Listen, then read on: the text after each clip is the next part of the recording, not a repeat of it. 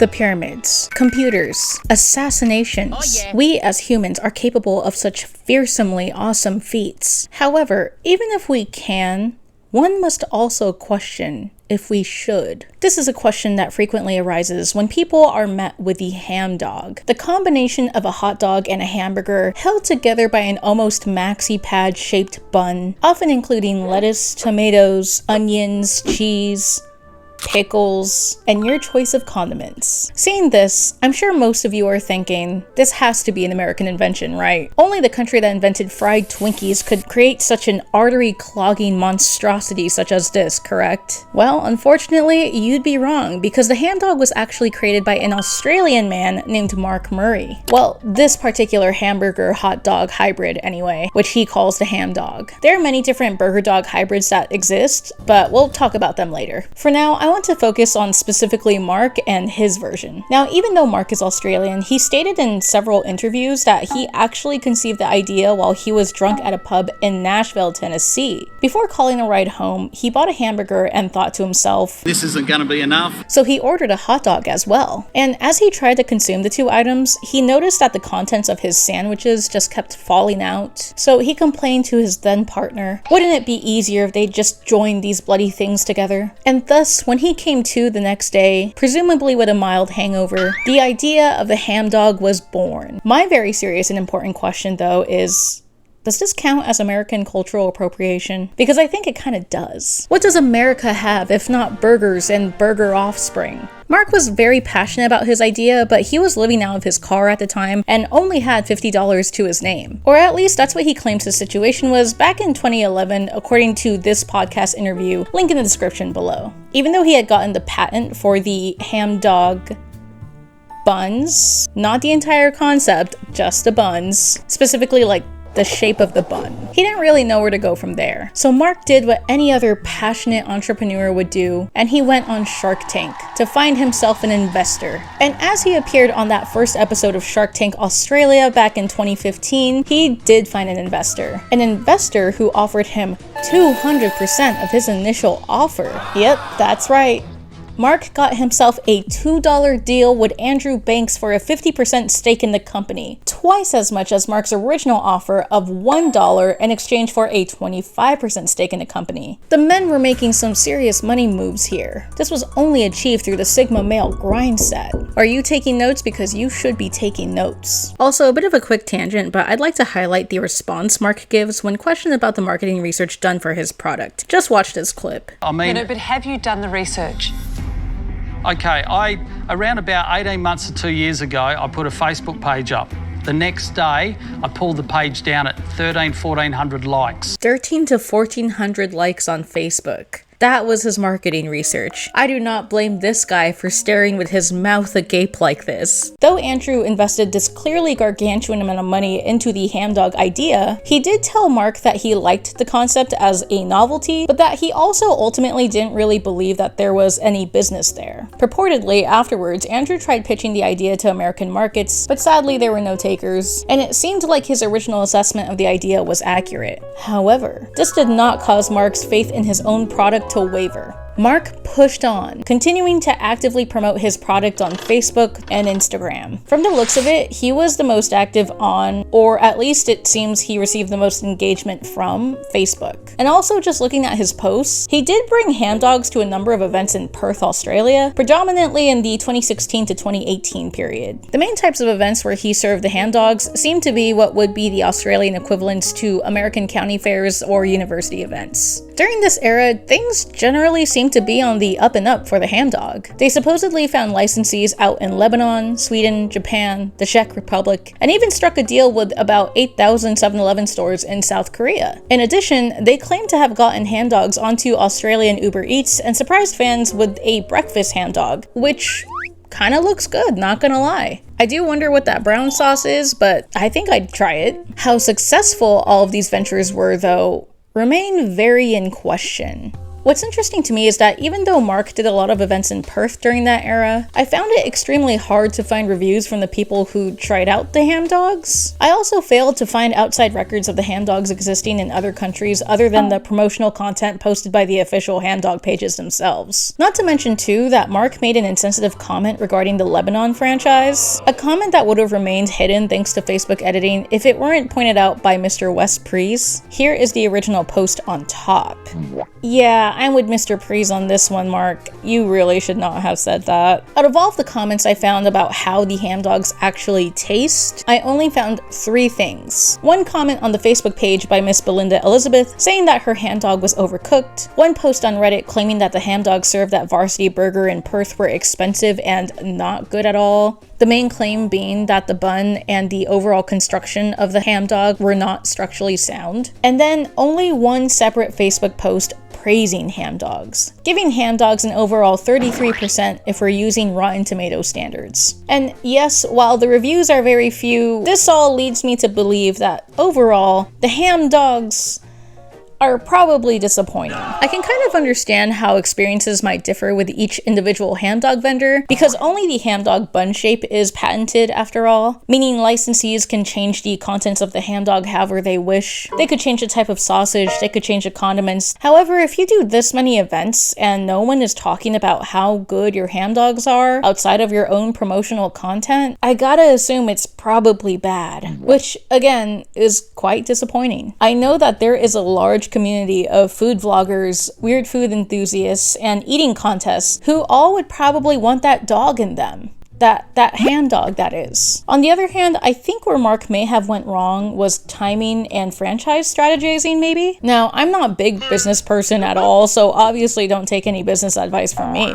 But I do feel like the 2015 to 2019-ish era is when we were getting a rise in veganism. At least it seemed that way in social media and the rise of vegan memes. I could be a bit wrong with the years, could have been a bit earlier than that. And while vegan hamdogs apparently do exist out in Europe, I think most people are not really thinking vegan when they think of a hamburger-hot dog combo. I personally feel like 2010 would have been a more optimal time to get this idea off the ground, since that's when extreme eating was at its peak. You know, the celebration of bacon, the peak of epic meal time, that sort of weird general pro-Grease time period where fast food and stuff was celebrated for whatever reason. I think hamdog would have really fit in with the 2010 era. I also feel like in order to better establish the hamdog name and ensure that licensees weren't producing shitty products, Mark should have at least also established a very yummy and structurally sound bun recipe or a pre-made bun mix, since, you know, that was the actual part of the hamdog that was patented. I mean, if that's your product, make sure at least your part of the hamdog experience is unforgettable, not only in appearance but also in taste too, so that way people see the hamdog as more than just a gimmick, you know? I've eaten my fair share of burgers and street dogs in my life, and I can tell ya, a good bun is nearly as important as the meat. That being said, ciabatta is the bane of my existence. Easiest way to ruin a sandwich. Hate that shit. Now, despite my own criticisms and despite what Andrew Banks said about the US market not being ready for the hamdog, I do believe that the market is still out there. As I mentioned in the beginning of the video, I found that there are other burger dog variations out there in the wild, mostly in Texas, which probably makes a lot of sense, but also in some parts of California as well. And they seem to be hits over there. All of the bars and restaurants that sold some sort of variation of burger dog seem to have good reviews. Of course, I still can't find as many reviews as I'd like for these variations of burger dogs, but the ones that I do find are positive, and I think that's better than the 33% success rate hamdogs seem to got going on. It's savory, it's juicy.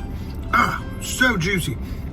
It's so good. Mark seemed to have aspirations to try the American market again back in 2018 by crowdfunding the very first American hamdog restaurant over in Times Square. You know, the one in New York City. He claimed that it would have been a good idea because of the foot traffic. Now, I know that I said that there is a US market out there. I personally do not think it's in New York City. At the very least, I think it would be very difficult to start a very first restaurant in Times Square. I don't know, it kind of just seems difficult. It seems like a lot of competition. Andrew, the host of the podcast in which the Mark interview occurred, also agreed that shooting for Times Square was a weird choice. Andrew in his podcast states that he thinks Brooklyn probably would have been a better choice. That aside, as expected though, Mark never even got close to his goal, and apparently he closed the crowdfund early, so who knows if he plans to ever try America again. He seems to want to keep a good face though. You can find him on Facebook showing off his Hamdog Lambo. Double parked, by the way. Yikes. And it seems he's trying to move on to other ventures like creating a fishbowl series, which I think seems to be a smaller version of Shark Tank with him as the sole investor. At least that's what I gathered from this Facebook post.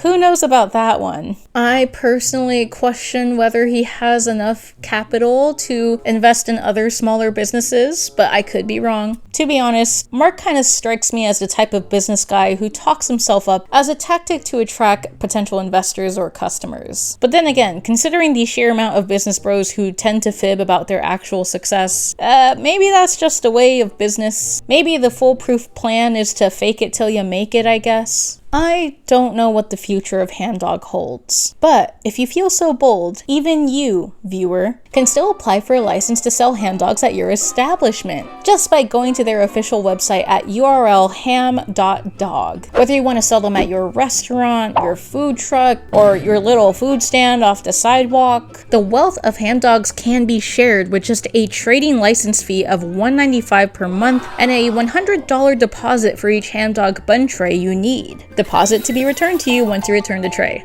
Of course though, not all of us are little chefs or big business people. If you simply want to make an official hamdog for yourself at home, you can also purchase the trays on ham.dog for the small price of 33 Australian dollars, which I think is about equivalent to 20 US dollars for all my fellow Americans out there. The only thing is that we have to wait for these bad boys to be available again. They just must be so popular that they sold out or something. Well, as my Catholic mother always said, patience is a virtue, and that's why you don't rush putting the hot dog in the bun.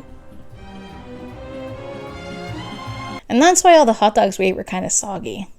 It was kind of really disgusting. Personally, I'm kind of hoping that some sort of big YouTuber with much more resources and energy than me, maybe someone like Ryan Trahan or like Dylan, can test these bad boys out. Clearly this concept is popular in Texas, which I think is where both of these YouTubers reside. And like I said, I think these hamdogs would do well at fairs or food festivals where people are wanting to eat weird food in the first place. Or hey, even at music festivals where people are like zoinked out of their mind and want to eat the greasiest thing possible. Every time I come out of a concert in LA, I'm always buying hot dogs from these street vendors. Those could be great places to sell. Or maybe even at the Heart Attack Grill in Vegas. I mean, they already have hamburgers and hot dogs there. And the whole theme is artery clogging.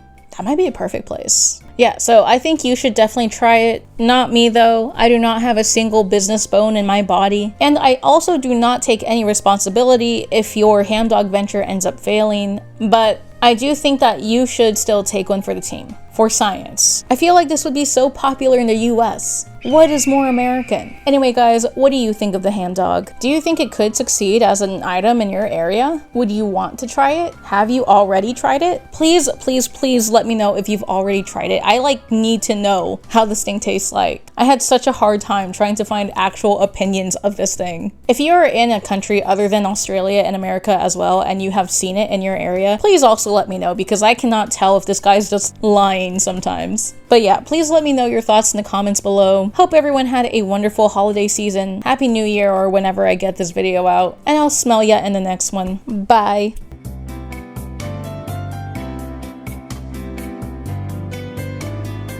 And it's only because of me now I've got a Lamborghini with Hamdog number plates on it. I mean, gee whiz.